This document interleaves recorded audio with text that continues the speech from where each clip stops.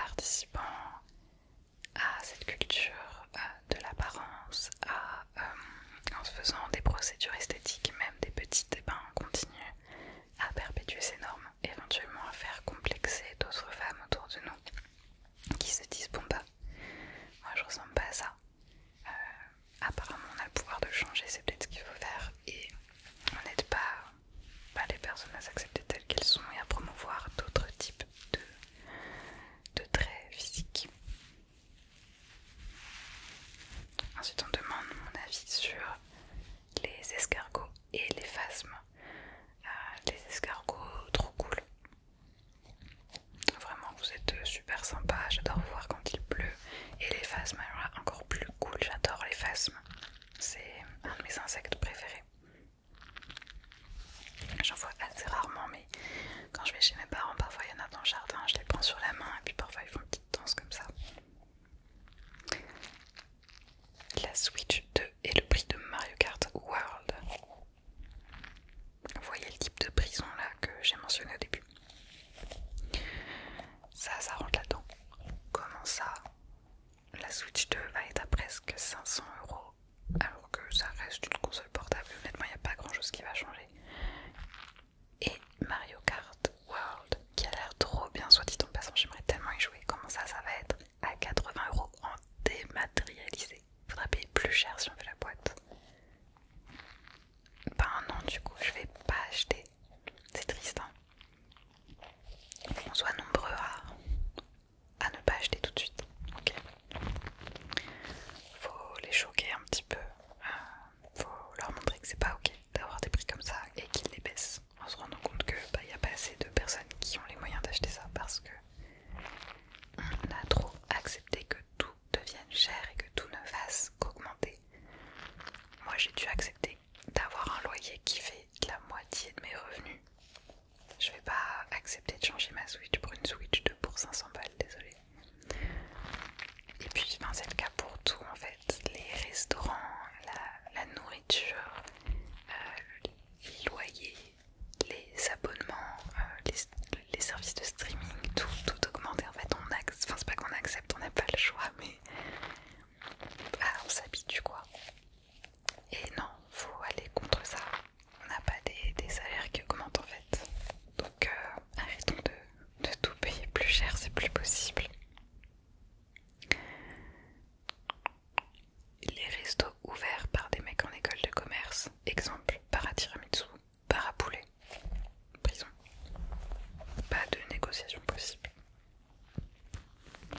Moi je propose qu'on ouvre des bars à thym. Voilà, on mange du thym à l'intérieur, tout est épicé avec du thym. Voilà, un bar à thym. Un bar, le poisson, le bar là. Et tout ça dans un bar à barreaux. Voilà, la prison. On va changer un petit peu d'objet. Et demain, parce que c'est... Oh, il est lourd ce micro. Oh, qu'est-ce qu'il est lourd. Ensuite, l'inaction face à la montée de l'extrême droite. Alors sur un ton un peu plus sérieux, ça c'est sûrement ce qui m'inquiète le plus. Il y en a encore plein qui refusent de voir que l'extrême droite gagne du terrain un petit peu partout et est une réelle menace pour tout le monde. Il y en a qui sont contents aussi, qui se disent tiens, pourquoi pas en fait, pourquoi pas annuler des libertés individuelles, pourquoi pas vivre dans un état militaire, le fascisme c'est pas mal aussi. Bon, avec vous j'irai pas débattre, mais un peu partout dans le monde, en Europe aussi, on voit de plus en plus de pays changer de dirigeants pour des régimes d'extrême droite, mais une extrême droite vraiment violente quoi, c'est pas juste un petit peu de conservatisme là, c'est très grave, il y a des mesures prises en place qui menacent directement la vie d'énormément de personnes qui vont sur le long terme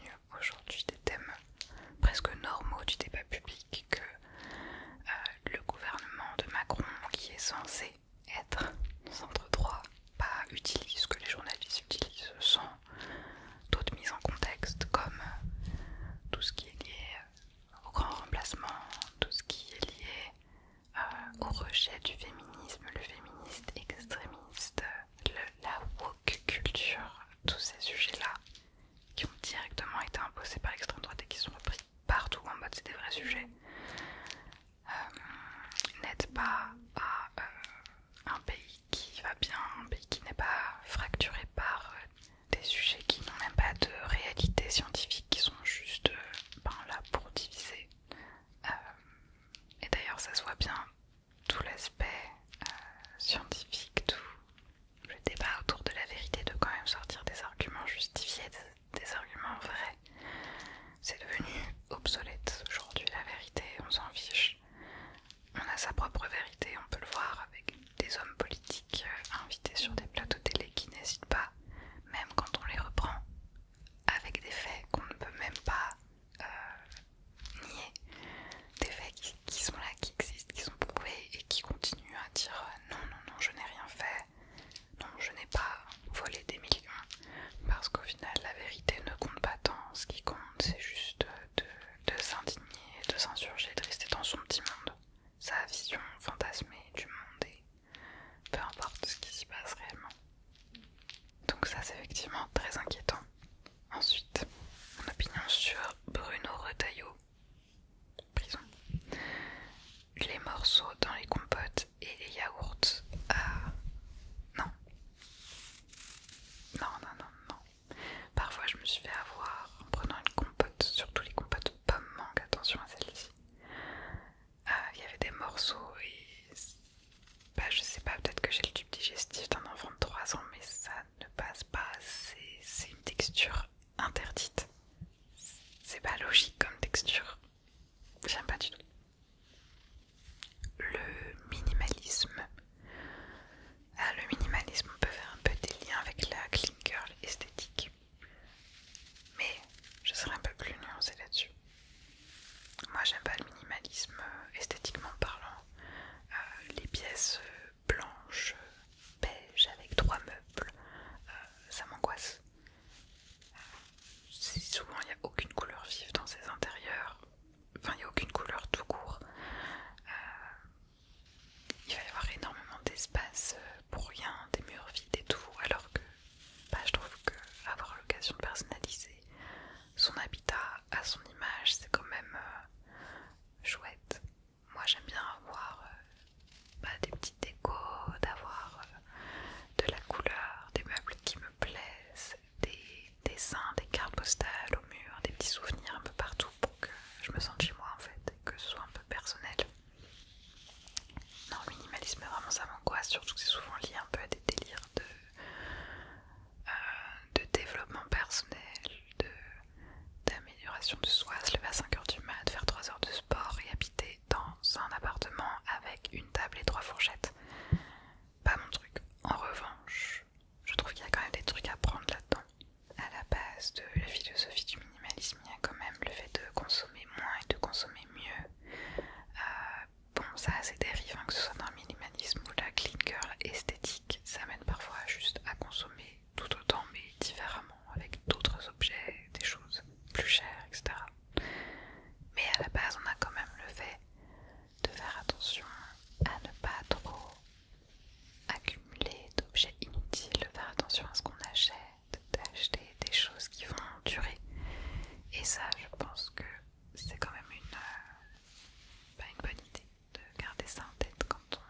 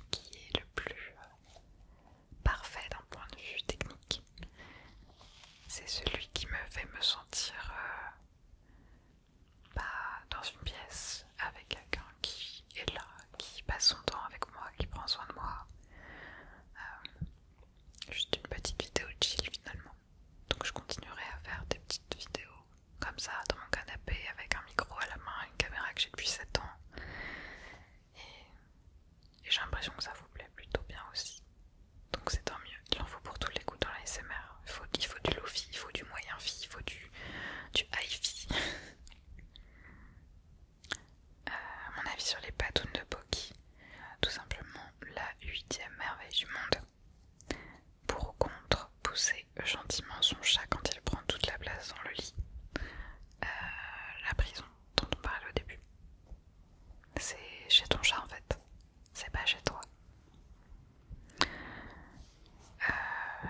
Mon avis sur les gays, bah c'est super, hein, bravo. Par contre le lobby LGBT, si vous pouviez être un peu plus actif, un petit peu plus rapide, ce serait pas mal, hein, on a besoin de vous. Que penses-tu de l'amour maintenant que tu as pris du recul après ta rupture?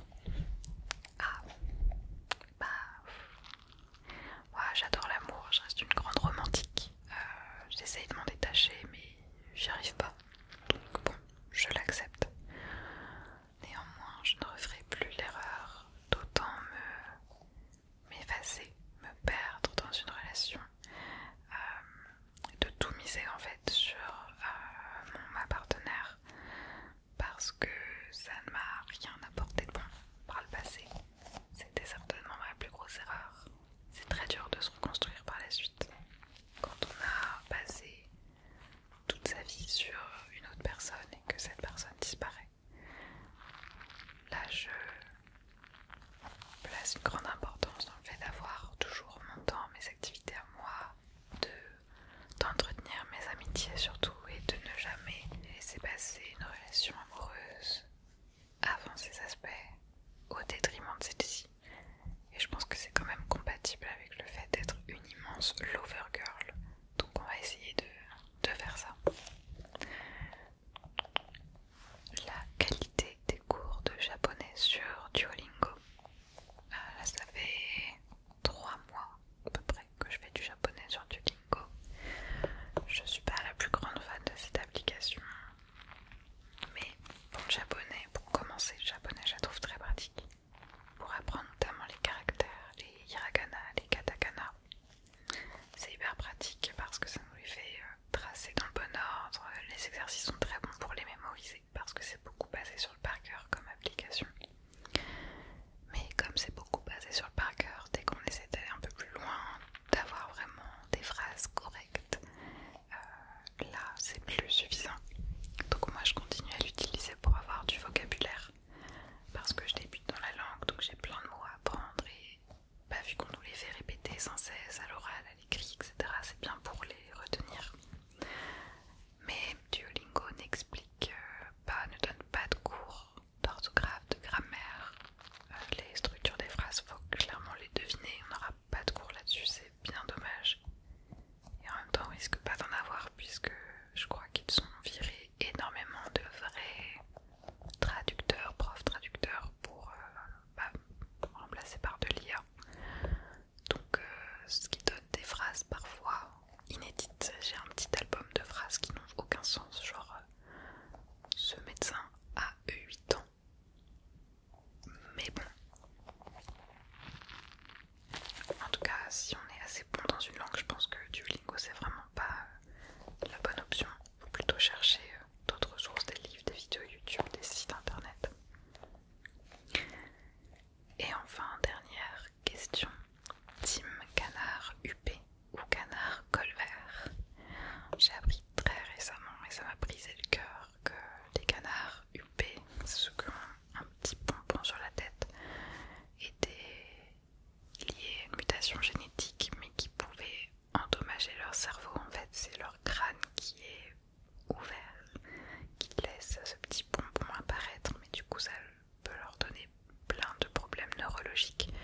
Mais c'est une espèce qui continue à être très populaire et donc on fait se reproduire plein de canards huppés avec tous les risques pour leur santé que cela implique. Donc je trouve ça très dommage, je ne savais pas ça sur eux et j'étais triste de l'apprendre. Du coup je dirais canard col vert, surtout que c'est ceux que je vois le plus au quotidien, donc je les aime beaucoup ces petits canards col vert.